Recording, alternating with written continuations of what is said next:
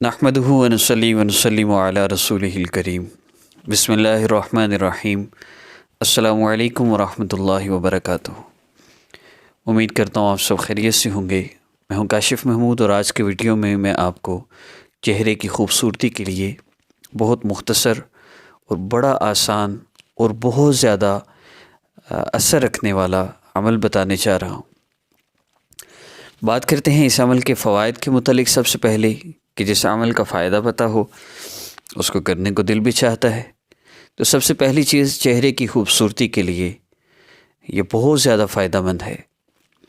دوسرا اس کا فائدہ یہ ہے کہ چہرے کی کوئی بھی بیماری ہے، داغ دھبے ہیں، چھائیاں ہیں، دانے ہیں، ان کے لیے بھی عمل بہت مجرب ہے۔ تیسرا، بہت سے لوگ ایسے ہیں جن کو دیکھیے سب خوبصورت نہیں ہو سکتے، لیکن سب پرکشش ضرور ہو سکتے ہیں، اور یہ کشش سفید رنگ میں بھی ہو سکتی ہے، سیاہ رنگ میں بھی ہو سکتی ہے۔ بعض لوگوں کے چہرے تو سفید ہیں لیکن کشش نہیں ہے۔ یہ کشش اللہ رب العزت عطا فرماتے ہیں۔ اسی لیے جو بندی اللہ رب العزت سے بندہ اللہ رب العزت سے اپنا تعلق جوڑ لیتا ہے، جب کوئی اس کو دیکھتا ہے اس کو کشش محسوس ہوتی ہے، وہ متوجہ ہوتا ہے۔ اس کے علاوہ مزید اس وظیفہ کا فائدہ آپ کو یہ ہوگا کہ جن کا رشتے کا مسئلہ ہے، رشتہ والے دیکھنے کے لیے آتے ہیں،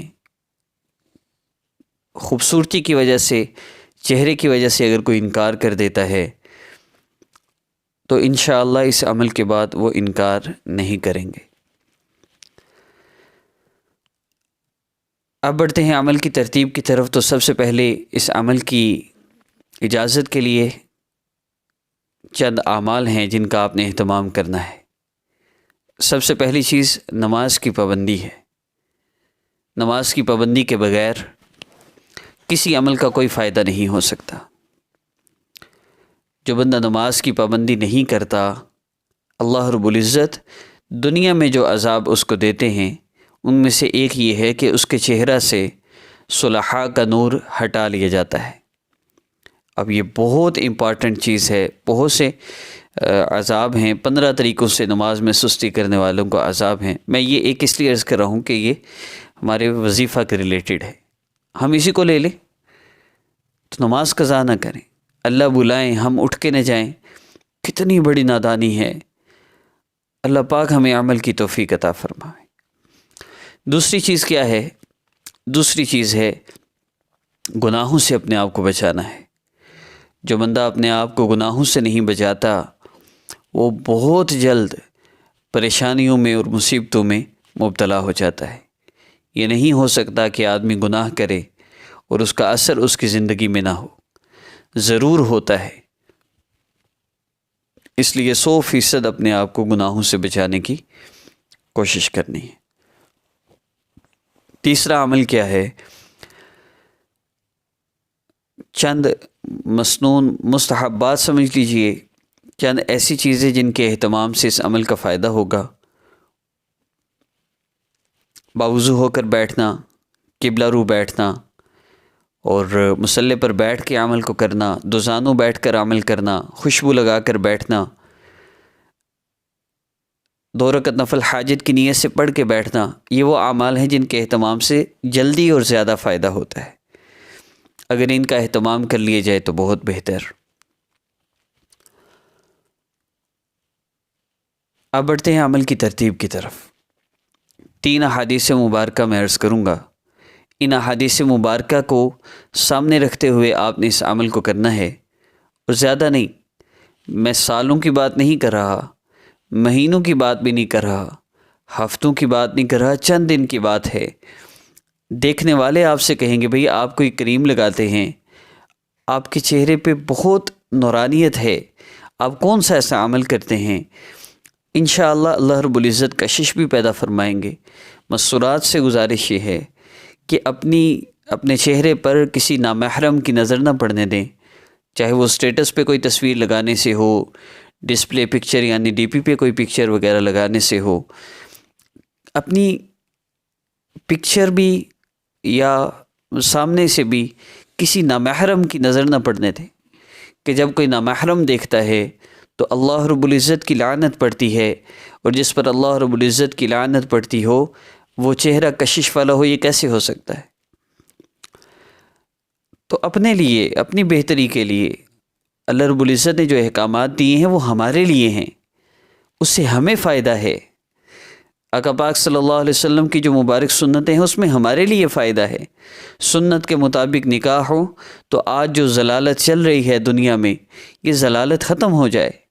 لیکن سنت کو چھوڑ کے جب رسم و رواج کو اپنایا جاتا ہے تو اللہ رب العزت ان سنتوں کے چھوڑنے پر ان رسم و رواج کے ہاتھوں ذلیل کرتے ہیں، اور ایسا ہی ہوتا ہے۔ چاہے 10 لاکھ کا سامان دے دیا ہو، طلاق ہونی ہو تو ہو جاتی ہے، اور مسنون طریقے سے رخصت کیا ہو تو اللہ رب العزت کتنے گھر بستے دیکھے۔ بلکہ ان لوگوں کی طلاق کی شرح بہت کم ہے، بہت ہی کم ہے جو سنت طریقے سے نکاح کرتے ہیں۔ خیر، یہ چند بیسک ہدایات تھیں، ان کو آپ فالو کیجئے گا، اور وہ 3 احادیث مبارکہ بھی عرض کر دوں، مفہوم عرض کروں گا۔ آقا پاک صلی اللہ علیہ وسلم کو جب کوئی سخت امر پیش آتا تو آپ صلی اللہ علیہ وسلم فوراً نماز کی طرف متوجہ ہوتے۔ دوسری حدیث مبارکہ، آقا پاک صلی اللہ علیہ وسلم نے ایک صحابی دعا کر رہے ہیں، آقا پاک صلی اللہ علیہ وسلم نے فرمایا، میرے صحابی، جب تم اللہ رب العزت سے دعا کرو، اللہ رب العزت سے مانگو تو یوں مانگو، جتنا ہو اللہ رب العزت کی عظمت اور بڑائی بیان کرو، پھر اس کے بعد جتنا ہو سکے مجھ پر درود پاک پڑھو، اور پھر جو چاہو اللہ سے مانگ لو۔ 3 اعمال ہیں، اللہ کی عظمت اور بڑائی بیان کرنا، نبی علیہ السلام پہ درود پاک پڑھنا، اور پھر جو چاہے اللہ سے مانگ لیں۔ اور آخری حدیث مبارکہ، عمر رضی اللہ تعالیٰ عنہ فرماتے ہیں، وہ دعا اللہ رب العزت کے ہاں پہنچتی ہی نہیں جس دعا کے شروع اور آخر میں آقا پاک صلی اللہ علیہ وسلم پر درود پاک نہ ہو۔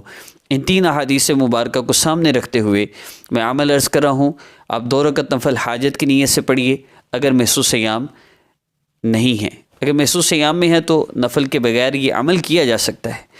2 رکعت نفل پڑھ لیے، اس کے بعد آپ مصلی پر بیٹھے ہوئے دعا کے لیے ہاتھ اٹھا لیجیے، اور پھر اللہ رب العزت کے 2 اسماء مبارکہ، یا نور یا اللہ، یا بصیر یا اللہ، یا نور یا اللہ، یا بصیر یا اللہ، یا نور یا اللہ، یا بصیر یا اللہ، آپ نے ان 2 اسماء مبارکہ کو 10 مرتبہ پڑھنا ہے۔ 11 مرتبہ پڑھ لیں زیادہ بہتر ہے، طاقت میں ہو جائے گا، ضروری نہیں ہے۔ پڑھ لیا، اب اس کے بعد جتنا ہو سکے یہ اللہ رب العزت کی عظمت اور بڑائی کو ذہن میں رکھتے ہوئے پڑھی، پھر جتنا ہو سکے نبی علیہ السلام پہ درود پاک پڑھی، کم از کم 11 مرتبہ تو ہو، کم از کم، زیادہ کی کوئی حد نہیں، جتنا چاہے پڑھی۔ 11 مرتبہ درود پاک پڑھ لیا یا اس سے زیادہ پڑھ لیا، اب اس کے بعد اللہ رب العزت سے اپنے چہرے کی خوبصورتی کے لیے، کشش کے لیے، جو مسئلہ پیش آ رہا ہے، آپ جو پرابلم فیس کر رہے ہیں، کیل چھائیاں ہیں، دانے ہیں، رشتے کا مسئلہ بن رہا ہے، بیوٹی کی وجہ سے احساس کمتری کا شکار نہ ہو۔ اللہ رب العزت نے آپ کو بہترین پیدا فرمایا ہے، اور اللہ رب العزت آپ کو ایسے دیکھنا چاہتے ہیں۔ اللہ رب العزت نے ہمیں پیدا کیا ہے، اور جس طرح بھی بنایا ہے ہم اس پہ راضی ہوں۔ اصل یہی تو دنیا میں امتحان ہے کہ میرا بندہ کیا کرتا ہے۔ تو دعا کرنی ہے، اور پھر آخر میں 3 مرتبہ کم از کم درود پاک، کوئی بھی درود پاک پڑھ لیجئے، 3 مرتبہ درود پاک پڑھنا ہے۔ پھر دعا کے لیے جب آمین کہتے ہیں تو آپ نے دونوں ہاتھوں پہ پھونک مار لینی ہے اور اپنے چہرے پر پھیر لینا ہے۔ انشاءاللہ چہرے کی خوبصورتی کے حوالے سے اور فیس کے ریلیٹڈ جتنے بھی مسائل ہیں، انشاءاللہ یہ سارے مسائل ختم ہو جائیں گے۔ میرا خیال ہے بس یہی کافی ہے، اور یہی اصل عمل ہے۔ اللہ رب العزت سے جب بھی مانگیے، ان 3 احادیث مبارکہ کو سامنے رکھتے ہوئے اس طریقہ سے مانگیے، اور انشاءاللہ آپ کا ہر مسئلہ حل ہو جائے گا۔ اگر آپ کو ویڈیو پسند آئی ہے تو ہماری حوصلہ افزائی کے لیے چینل کو سبسکرائب کیجئے، ویڈیو کو لائک کیجئے، اور کمنٹ باکس میں اپنی آراء سے ضرور آگاہ کیجئے۔ السلام علیکم ورحمۃ اللہ۔